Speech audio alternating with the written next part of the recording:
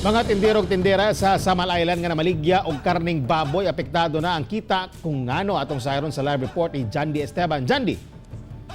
Yes, Tek, nga problema karon ang mga mamaligya og karning baboy sa Samal Island kay lagi mihinay ang ilahang kita bisan ASF free pa ang isla. Samtang luyo sa lockdown mitugot ang LGU nga musupply og baboy sa Davao City butang nga gikabalakan sa Samal Hog Growers Association. Kung kaniadto makabaligya og 100 kilos sa karning baboy kada adlaw dinhi sa Babak Public Market si Maymay, karon halos 50 kilos na lang sa iyahang baligya ang mahalin. Piktuan yun kay kuan nihit na kay sasakit. Sagad sa mga tindera ug tindero dinhi sa Babak, miundang na og pangumpra sa Davao sukad sa lockdown tungod sa African swine fever. Sa mga pangumpra Davao.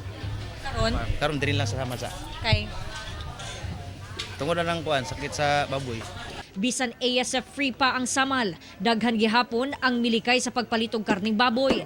Pero daan ang gipasabot sa otoridad nga dili kini makaunsa sa tao. Gisiguro sab sa City Veterinarian's Office nga ang ginabaligyang pork sa isla gikan sa mga local hog raisers. Mitugot usab ang LGU nga musupply og baboy sa Davao City taliwala sa gipatumang lockdown. By May gani, di ka po 6 months. Maglisod na po mi og supply diri sa Samal kay ipagawas man. Gisiguro sa City Vet nga ginakontrol nila ang ginapadala sa Davao aron mapaigo ang supply sa isla. Namanggo po'y mga pressure groups no nga kining ato ang mga livestock traders kay mao ra po ilahang mga panghinabuhian. Rekomendasyon sa Samal Hog Growers Association. I-encourage ang mga hog growers nga ila na yung i-partining ang ilahang mga lutas nga baboy para maka-supply sa panginhanglan sa Samal. Samtang, human sa 5 ka tuig nga wala magamit, mapusla na gayod ang wheel bath kontra ASF sa Samal Island. Gipananggal na sa mga trabahante sa City Engineer's Office ang mga yuta nga nakabara sa kanal. Nitabang usab ang BFP sa paghinlo sa maong pasilidad.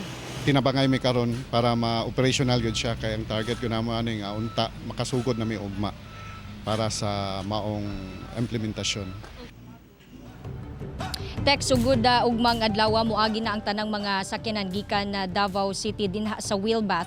100 meters away lang na siya sa pantalan dinha sa Kinawitnon. Kabahin kini sa ilahang mas gipakusgan mga biosecurity measure batok ASF. Tek. Okay, mas maayo na. Daghang salamat, Jandy Esteban.